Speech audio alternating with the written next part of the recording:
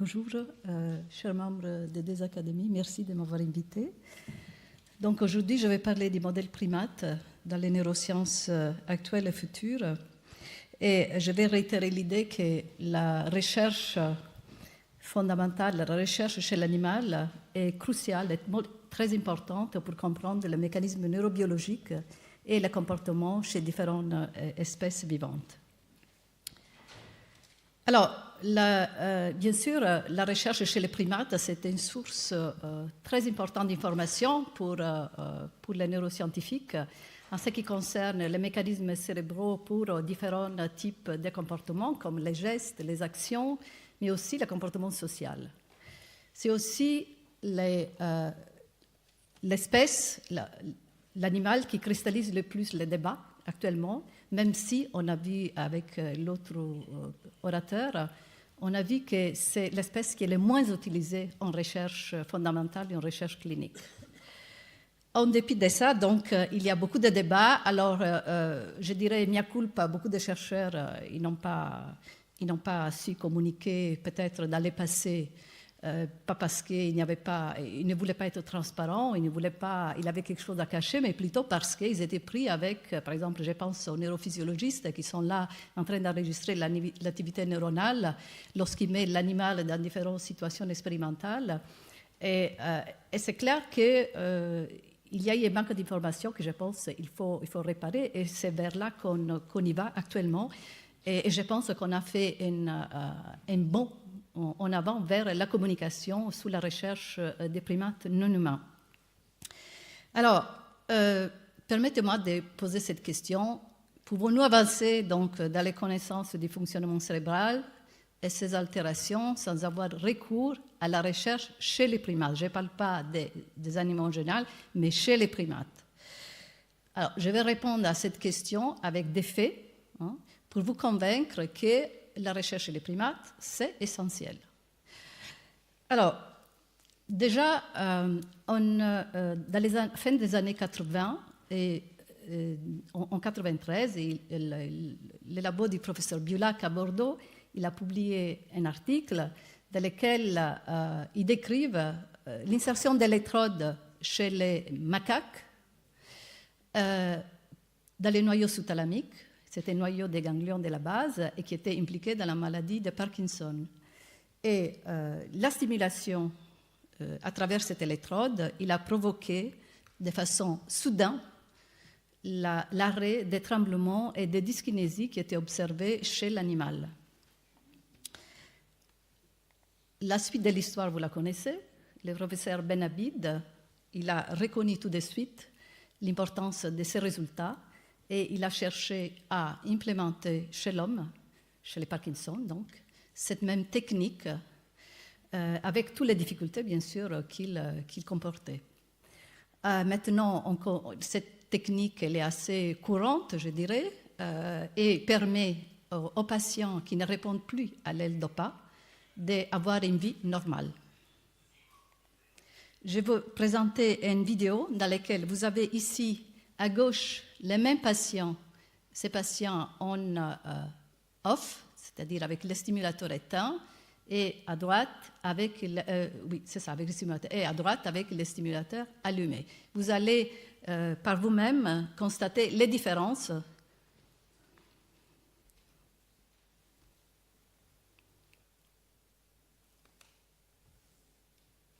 On ne part pas.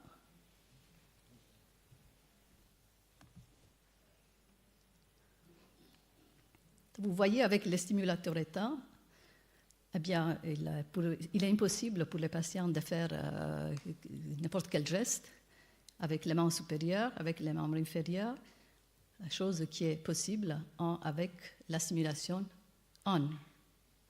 Donc, je dirais que cette situation on-off, c'est quand même assez spectaculaire.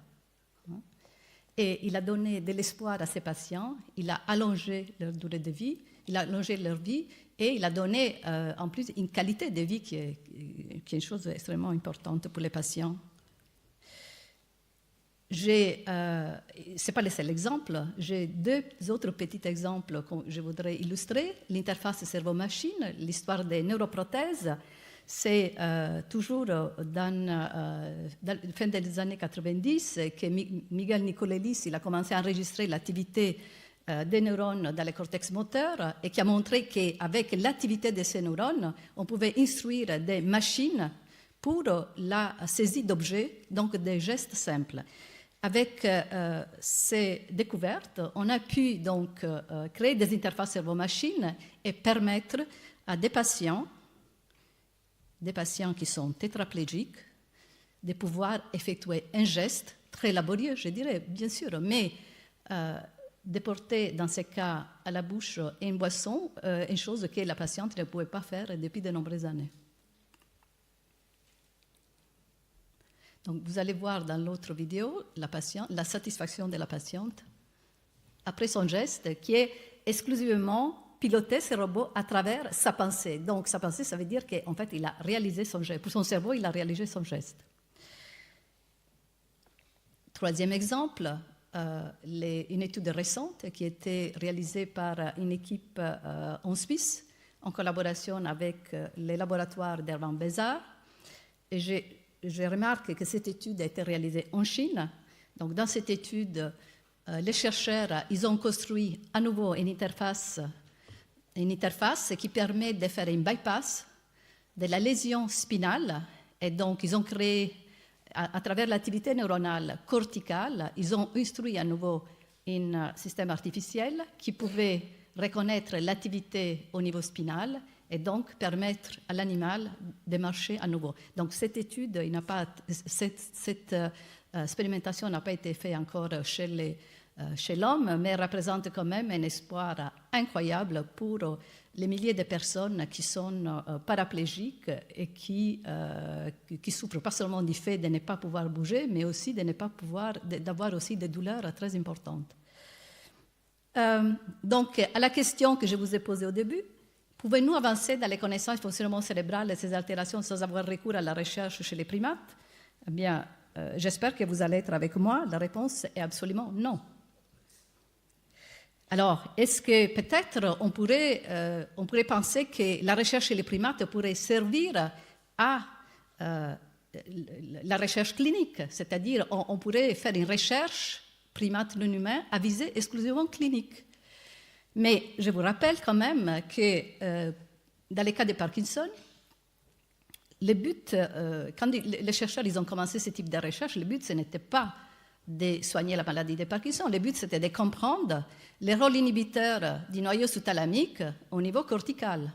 Ils voulaient comprendre comment les différents noyaux dans les ganglions de la base interagissent entre eux.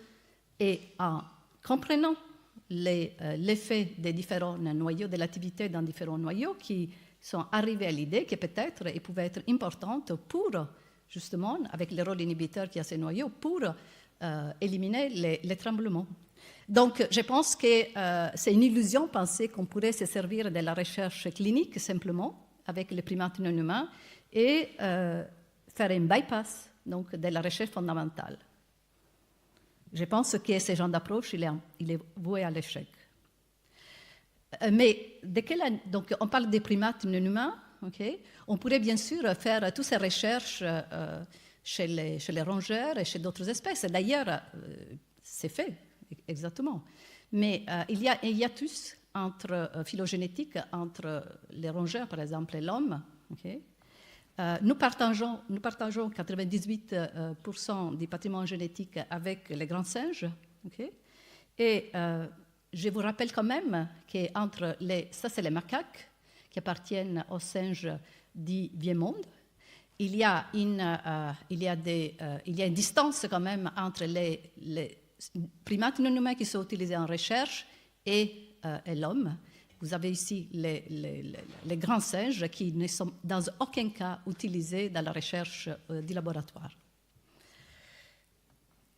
Alors, les macaques représentent un modèle intéressant, tout simplement parce que pour nous éclairer sur les mécanismes cérébraux chez l'homme, et comment ces mécanismes-là contrôlent les comportements. Je vous rappelle que les macaques ont tous les aires cérébrales pariétales, temporales, frontales qui sont absentes, enfin, qui sont très réduites chez les autres espèces, ils se rapprochent de celles de l'homme, même si, bien sûr, il y a une expansion cérébrale chez l'homme. Quelques chiffres qui ont été déjà donnés tout à l'heure. À nouveau, les macaques en recherche représentent une quantité infime par rapport aux autres espèces. Et donc, la question, c'est est-ce qu'il y a actuellement des réglementations qui permettent de faire ces investigations scientifiques tout en respectant l'éthique et le bien-être animal? La réponse est oui, bien entendu. Il y a la directive européenne qui était déjà citée précédemment. Il y a des comités d'éthique en expérimentation animale qui valident les protocoles sous le contrôle du ministère de la Recherche et de l'Enseignement supérieur. Il y a les structures du bien-être animal qui sont mises en place dans chaque laboratoire, dont notre laboratoire, qui compte aussi un vétérinaire à l'intérieur de cette structure. Et il y a aussi, bien entendu, le bureau d'expérimentation animale au CNRS, INSERM et au COA qui supervise la recherche animale dans tous les laboratoires qui relèvent de chaque institution. Il y a aussi, dans un effort de comprendre comment on peut augmenter le bien-être animal et comment on peut partager les différentes techniques pour être les moins invasives, être le moins possible invasives, il y a le GDR Biosimia qui a été construit récemment, qui est un regroupement des acteurs de la recherche biomédicale qui utilisent les primates non humains en neurosciences, en infectiologie, en immunologie. Il y a donc la création d'un centre de ressources, un partage d'expériences, une structuration autour du modèle expérimental primates non humains. Et toutes ces personnes, ils se réunissent au moins une fois par année pour discuter de tout cela. Et bien entendu, je vous rappelle aussi qu'il y a les chercheurs, ils sont soumis à des formations. Ils ne peuvent pas approcher les animaux sans avoir cette formation. Et il y a le centre de primatologie de Rousset, qui est un grand centre dans lequel les animaux ils sont en semi-liberté, et là où on peut aller faire aussi de la recherche comportementale, tout simplement, mais aussi de la recherche biomédicale. Et dans certaines recherches, par exemple, je cite celle de Joël Fagot, où les animaux, ils ont des box, et selon leurs envies, ils vont directement faire des expériences pour avoir des récompenses. Mais c'est eux, un peu comme un travail, on peut dire, c'est eux qui vont décider quand y aller, comment y aller. Donc, je rappelle moi aussi les principes des 3 R déjà mentionnés. Bien entendu, donc, la recherche aussi chez les primates fait un effort notable pour respecter les 3 R, les principes des 3 R, réduction, le moins d'animaux possible. Ben, on l'a déjà vu, ils sont assez peu nombreux, les primates non humains de la recherche. Raffinement, amélioration des techniques, bien entendu, et remplacement, développement des techniques alternatives. Et une chose très importante, on consacre pas mal de temps à enrichir l'environnement des animaux.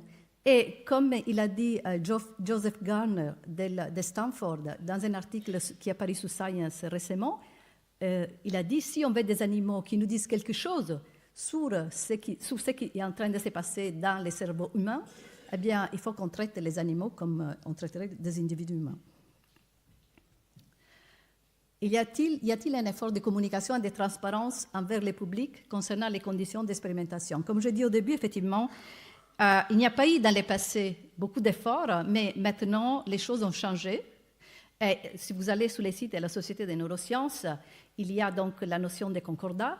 Tous les différents pays ont signé un concordat concernant l'expérimentation animale, qui se base toujours sur une double affirmation, nécessité de l'expérimentation animale pour la recherche fondamentale et translationnelle, et nécessité que celle-ci soit réalisée dans un environnement respectueux des lois et du bien-être animal. Alors, il y a un sondage qui a été réalisé en France par l'EARA, un Français sur 2 sont favorables à l'expérimentation animale et à des fins de recherche scientifique et médicale. Donc, lorsqu'on leur pose la question, direz-vous que vous êtes aujourd'hui favorable ou opposé au recours à l'expérimentation animale à des fins de la recherche scientifique et médicale? La réponse est, il y a 51% des gens qui sont favorables. Et les gens qui sont favorables, en général, sont des gens qui appartiennent à ce qu'on appelle la couche cadre, donc qui ont un niveau d'éducation supérieur, c'est clair. Lorsqu'on pose la question aux Français, si l'expérimentation animale est indispensable, okay, pour une large majorité, même si cela est gênant, et ils l'admettent qu'il est gênant, donc on leur pose plusieurs questions, 30% ils disent que ce n'est pas indispensable, 17% ils disent qu'il est indispensable, mais ça les gêne, et 53% ils disent que c'est indispensable tout court. Donc on a 70% des gens qui sont d'accord pour et qui pensent que la recherche animale elle est nécessaire. Et ici, on leur a posé la question de l'adhésion à l'expérimentation animale, on voit bien clairement qu'il est lié au degré d'information que les personnes ont sur cette expérimentation. Alors, je voudrais conclure en disant quel est le rôle pour les modèles primates dans les neurosciences futures.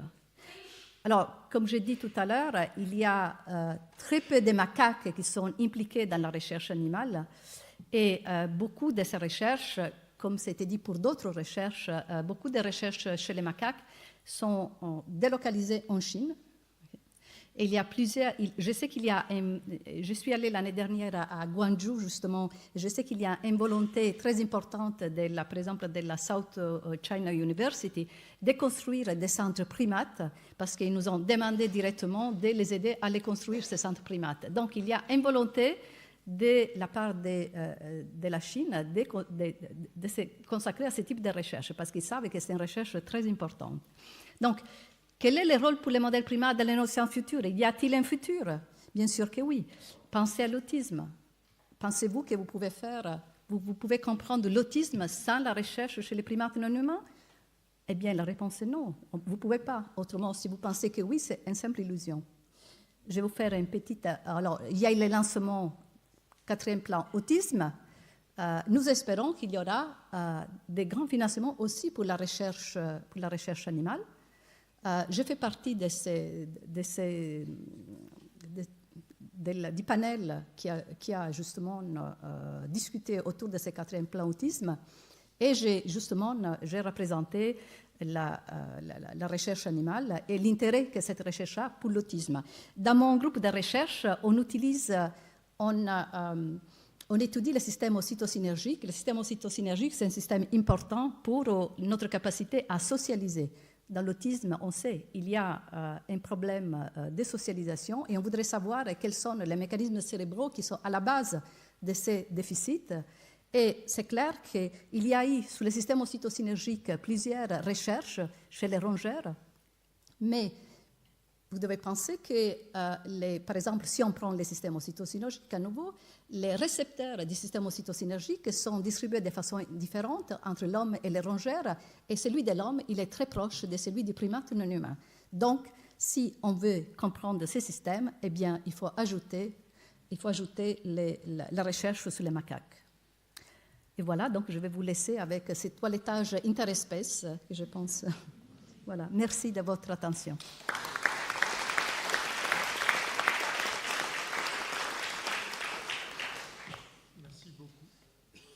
Merci beaucoup pour votre exposé. Et on passe aux questions. Donc, Gérard. Et puis, d'accord. Oui, vous avez, madame, plaidé avec beaucoup d'éloquence la question des macaques. Et vous avez évoqué l'autisme, mais sans vraiment dire en quoi le macaque pourrait nous apporter quelque chose à la compréhension de l'autisme et éventuellement la prise en charge de l'autisme. Pouvez-vous en dire un peu plus? Absolument. Absolument. C'est mon thème de recherche. Et donc, par exemple, j'ai dit qu'on étudie le système ocytocinergique. On sait que le système ocytocinergique, il est atteint chez les patients autistes. Okay? Ça, on l'a montré dans un article qu'on a publié en 2010 dans PNAS. Plus récemment, on a étudié l'interaction entre ocytocine et sérotonine. Vous savez que la sérotonine, elle est atteinte aussi, le système sérotoninergique, il est atteint de l'autisme aussi. Les fibres sérotoninergiques, ils sont atteints chez l'autisme. Et donc, on a regardé à comment l'ocytocine module le système sérotoninergique chez les patients autistes. Mais attendez, laissez-moi finir. Donc, on montre que, contrairement à ce qui se passe chez les sujets sains, qui ne souffrent pas, d'autisme, il n'y a aucune modulation de l'autisme chez les patients autistes. Maintenant, on a effectué une recherche chez les primates non humains pour voir quel est le mécanisme qui atteignent. Et c'est cette recherche chez les primates dans laquelle on montre que l'ocytocine, ce qu'il fait, et qui avait été déjà un peu montré chez les rongeurs, l'ocytocine, ce qu'il fait, c'est que augmente la transmission sérotoninergique. Donc, avec ces résultats, on pourrait proposer des thérapies pharmacologiques différentes pour l'autisme qui sont basées sur l'interaction entre ocytocine et sérotonine. Voici un résultat. Oui, il y a beaucoup de voies ou de chemins pathogéniques et beaucoup de domaines à explorer. Simplement une dernière remarque. Vous avez rejeté toute expérimentation sur ce que vous avez appelé les grands singes, je préfère qu'on appelle les singes hominiens. Vous avez raison. Et c'est récent quand même cette inhibition, mais il y a quand même, puisqu'on parle de neurosciences et de comportement, d'études de ces grands singes dans leur milieu naturel, quand même nous apprend des choses, sans compter d'autres recherches importantes pour les zoonoses, par exemple. Donc c'est pas aussi, il faut quand même les gens qui vont sur le terrain étudier les grands singes, qui n'interfèrent pas avec leur... Bien sûr. Oui, ben, il ne faut pas les éliminer du champ de la recherche, autrement dit. Non, mais bien sûr, il y a beaucoup de choses à apprendre de l'étude des grands singes au milieu naturel, absolument. Personne ne contredit ça. Mais on ne peut pas se mettre à faire des enregistrements neuronaux chez les grands singes, ça c'est clair.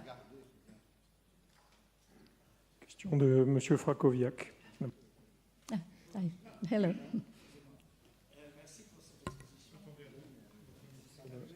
Le micro ne marche pas. Ça marche mieux, merci. Ouais.